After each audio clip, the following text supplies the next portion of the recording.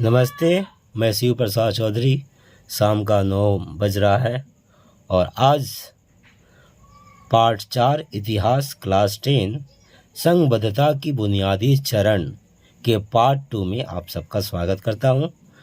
तो चलिए, हमने ये तो याद कर लिया है 1857 ईस्वी के विद्रोह, विशेषता एवं प्रकृति, शिक्षित बंगाली समाज का 1857 ईस्वी के विद्रोह में प्रतिधारणा, महारानी विक्टोरिया का घोषणा पत्र। इतना याद करने के बाद सिर्फ इसी को याद करना है, ठीक है। अब हमने जाना है कि इससे पहले पार्ट 1 में कि 3 टॉपिक है। ये पहला टॉपिक था, अब दूसरा टॉपिक आते हैं। दूसरा टॉपिक है आपका सभा समिति युग। हुआ क्या कि 1857 यानी कि 1801 से लेकर 1801 से लेकर 1900 तक को हम बोला जाता है आपका 19वीं शताब्दी।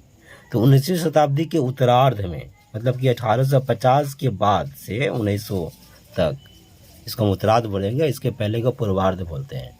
उत्तरार्ध में सभा समिति का निर्माण हुआ बहुत सारा, इसलिए इसे सभा समिति युग कहा इतिहासकारों ने। तो उस समय के बारे में ये हम तो पढ़ रहे हैं। तो अगला टॉपिक है सभा समिति युग। आप इसे याद कर लीजिएगा, सभा समिति युग दे देंगे इस तरह से। हो गया। तो इस समय जो सभा समिति युग में जो सभाएं हुई थी, निर्माण हुआ था, उनका नाम है, पहला है बंग भाषा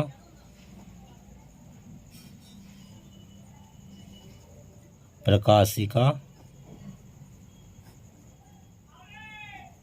सभा। ये जान लीजिएगा कि ये आपका भारत का पहला राजनीतिक संगठन है, ठीक है। राजनीतिक दल, भारत का पहला राजनीतिक दल है। प्रश्न पूछा जाता है बंग भाषा प्रकाशिका सभा। इसके बाद है जमींदार सभा, जिसे हम जमींदार सोसाइटी भी बोलते हैं। तीसरा है भारत सभा और चौथा हिंदू मेला, नवगोपाल मित्र द्वारा बनाया गया था हिंदू मेला। तो ये जो है आपका, इन चारों को सभा समिति युग के तहत इन चारों को याद कर लीजिए, ठीक है। तो पहला जो आप याद किए थे 1857 के विद्रोह, विशेषता एवं प्रकृति, शिक्षित बंगाली समाज का 1857 ईस्वी के विद्रोह के प्रति धारणा, महारानी विक्टोरिया का घोषणा पत्र। टॉपिक 2 है सभा समिति युग, बंग भाषा प्रकाशिका सभा, जमींदार सभा, भारत सभा, हिंदू मेला। हो गया।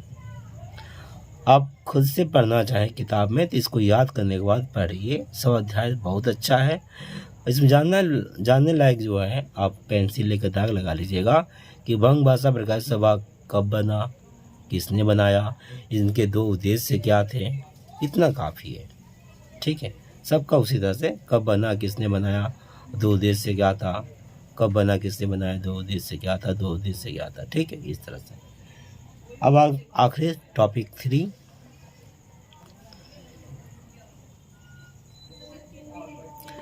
देखिए साहित्यिक कार्यों, मतलब कि कविता, निबंध, कहानी, पत्रिकाएं और चित्रकला के द्वारा राष्ट्रवाद की अभिव्यक्ति इसी समय हुआ था। तो ये भी इसके तहत हम पढ़ेंगे। साहित्यिक, मात्रा देख लीजिएगा ठीक से, साहित्यिक कार्यों खूब सुंदर से लिखकर अच्छा से रखिए और इसे याद कर लीजिएगा। मैं इंग्लिश का हिंदी कर दे रहा हूँ, सिलेबस है ये हिंदी में, अंग्रेजी का हिंदी। साहित्यिक कार्यों एवं चित्रकला के द्वारा राष्ट्रवाद की अभिव्यक्ति। हो गया।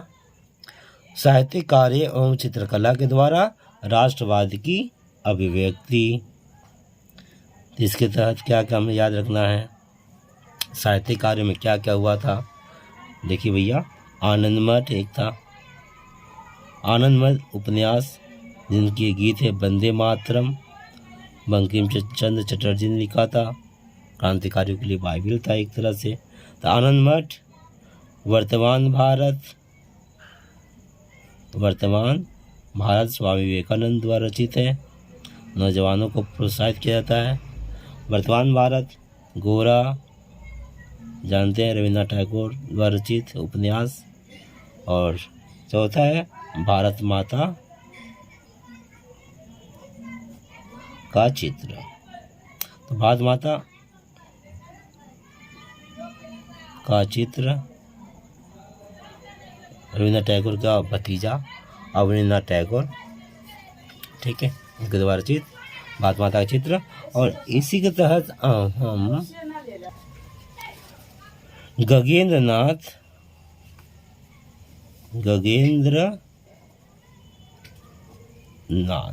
ठीक है, टैगोर भी अवनींद्रनाथ के भाई थे, रविन्द्रनाथ टैगोर के भतीजा थे।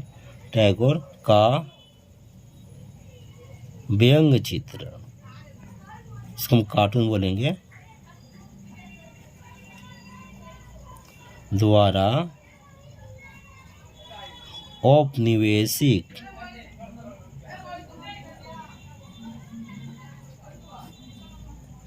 समाज की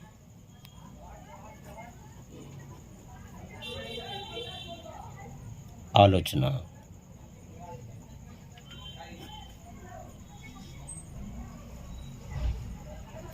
इस तरह से इंग्लिश का हमने हिंदी कर दिया है। आप खूब अच्छा से लिख कर एक जगह फेयर में रखिए भैया और याद कर लीजिए इत्मीनान से, बहुत ही अच्छी तरह से लिखिए और इसे याद कर लीजिए। और उसके बाद पाठ पढ़िए, देखिए मज़ा आएगा, आपको समझ में आएगा। और एक एक करके मैं अगले पार्ट 3 में संक्षिप्त में परिचय दूंगा, थोड़ा थोड़ा बताऊंगा, और उसके बाद में प्रश्नोत्तर को आपको प्रश्नों को दिखा दूंगा, फिर बाद में उत्तर भी। तो चलिए पार्ट 3 में चलते हैं। कमेंट करके बताइएगा कैसा लगा। रोज़ रात को 9 बजे आएगा क्लास 10 का हिस्ट्री।